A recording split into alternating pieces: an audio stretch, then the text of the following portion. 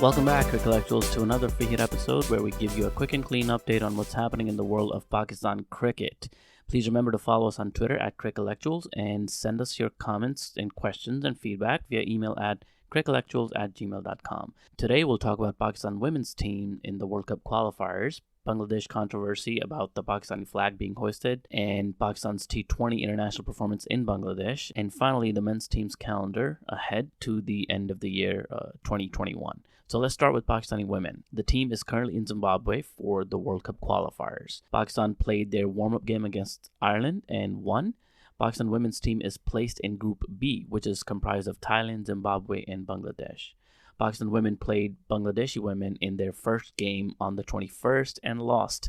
So not a perfect start, but they still have a good chance of qualifying because from each group, Group A and B, the top three teams will go to the Super 6 stage. From the Super 6 stage, again, top three teams will be identified and they'll join the already qualified top five teams. The Women's World Cup will take place in March of 2022 in New Zealand, and Pakistani women have quite a bit of a journey to get there, and we're hoping they would. Let's hope they make it, and we wish them well. Turning our attention to the men's team now, there's a lot to discuss. Pakistani men's team is in Bangladesh for a bilateral series, which had a very bumpy and a tense start. It all started with the Pakistani flag scandal, which made news in Bangladesh and globally because apparently it is offensive for some people in Bangladesh if a Pakistani flag is hoisted in a Bangladeshi cricket field. So the story goes, Pakistani team was practicing, and as a routine procedure, they stuck up a Pakistani flag in the section of the ground where they were practicing. Well, they weren't allowed to do this, and it became a big news item in Bangla media. All sorts of people, including high-ranking government officials, took offense by this gesture and were very upset. If you're not familiar with the Pakistan-Bangladesh history, this might seem absurd, but there is context for this. Pakistan and Bangladesh had a very bloody separation in 1972, and in Bangladesh, that memory is especially hurtful. So in Bangladesh, flying the Pakistani flag can stir up strong emotions, which is understandable, but that does not make this particular situation any less ridiculous in the eyes of most people. Pakistani players were not making any political or historical statements or suggesting some sort of perceived superiority. They were just doing their routine practice with their flag in sight. They did the same thing in Dubai during the World Cup. But anyway, the flag was taken down and things have calmed down since. So this is now the backdrop for the games that were to be played. Great way to put unnecessary, ridiculous pressure on players of both sides, turning a cricket game into some sort of a battle. The whole situation was just poorly handled in Bangladesh. Luckily, the players remained very cordial with one another on the field, or at least that's what it appeared on the screen.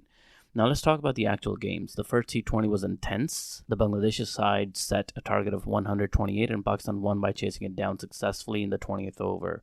The game was intense because at one stage in the Pakistani batting, it did look like Pakistan was about to lose because they looked like they were on the verge of a collapse.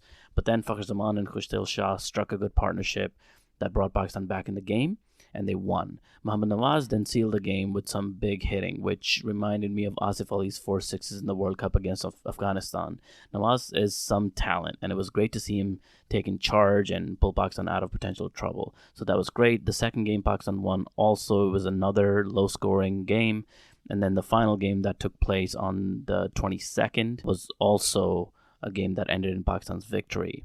All three games were low-scoring games, and the final game that happened today was also a bit of a thriller in a way. I hate to call it a thriller because these games have been really slow and horrible because of the terrible pitches in Bangladesh. They're really slow, sluggish. There's just no excitement in these pitches, so the totals have been really low, and it's not been exciting cricket to watch. But I call it a thriller because of the poor quality of these pitches, games have kind of dragged down to the very end, and nothing games have turned into thrillers in the very last over. So Pakistan today also just barely managed to win in the 20th over thanks to Haider Ali and Nawaz at the very end. So this means that Pakistan has won the 3-game T20 series, and that's well done. But it is important to mention that there were some weird team inclusions that kind of came out of left field. For example, Sarfaraz Ahmed's inclusion in the last game as a batsman instead of just putting Asif Ali back in, who hadn't played any of the games so far. Just didn't make a lot of sense to bring Sarfaraz back in, especially when Rizwan was not being rested either. So Rizwan played and Sarfaraz played, and Sarfaraz played as a batter, which again doesn't make sense when you do have a legitimate batters who are waiting in the dugout to be given a chance. But let's see where it goes from here. The test games are about to begin in a few days. So we're down to our last item. Looking at the Pakistani itinerary at the close of the year, we have one more series left after this Bangladeshi tour. Pakistan will finish this tour of Bangladesh with 2 test matches, and that'll take us through December 8th. There will be a week off, and then Pakistan will start their home series against the West Indies starting on December 14th.